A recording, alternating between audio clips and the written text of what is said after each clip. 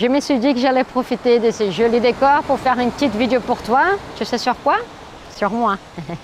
Non, je rigole, mais ça fait un moment qu'il y a des gens qui demandent si je suis brésilienne, d'où je viens, qu'est-ce que j'ai fait de ma vie. Je me suis dit, voilà, on profite, on le fait maintenant. Donc, je m'appelle Gabriela Brandani de Carvalho, mais je préfère qu'on m'appelle par mon surnom, Gabi. Ici au Brésil, tout le monde m'appelle par mon surnom Gabi.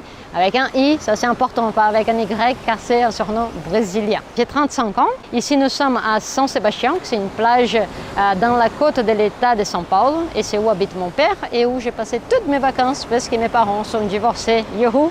On va célébrer ça car j'ai pu passer toutes mes vacances ici. Et du coup, j'ai grandi chez ma mère avec mes deux sœurs.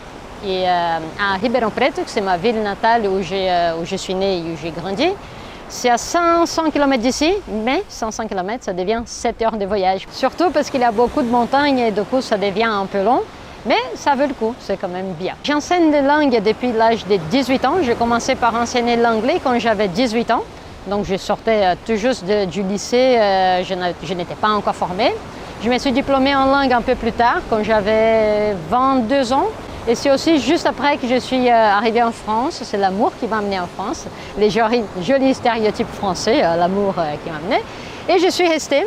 Et du coup, depuis que je suis en France, au début, j'ai enseigné l'anglais. J'ai commencé aussi à enseigner le portugais aux francophones. Et au fur et à mesure, je me suis rendu compte qu'en fait, il n'y avait pas de matériel qui enseignait le portugais aux Français. J'ai commencé à les créer pour chaque leçon que j'avais avec mes élèves. Ça m'a donné beaucoup de travail. Et finalement, j'ai décidé de créer les Brésiliens. Tout au début, c'était juste un hobby, c'était un plaisir. Je voulais partager avec vous parce que moi aussi, j'étais en train d'apprendre le français à cette époque. Et du coup, les Brésiliens est né de cette passion, de cette envie de créer du vrai contenu, du vrai matériel pour enseigner le portugais brésilien aux francophones. Et voilà, depuis cette époque, c'est ce que je fais tous les jours. Maintenant, je n'enseigne plus l'anglais, je ne travaille qu'avec des portugais brésiliens et je vise seulement le public qui parle en français parce que du coup, on a un père qui est... du coup, je vais me focaliser sur tes besoins, sur tes nécessités et surtout sur tes difficultés.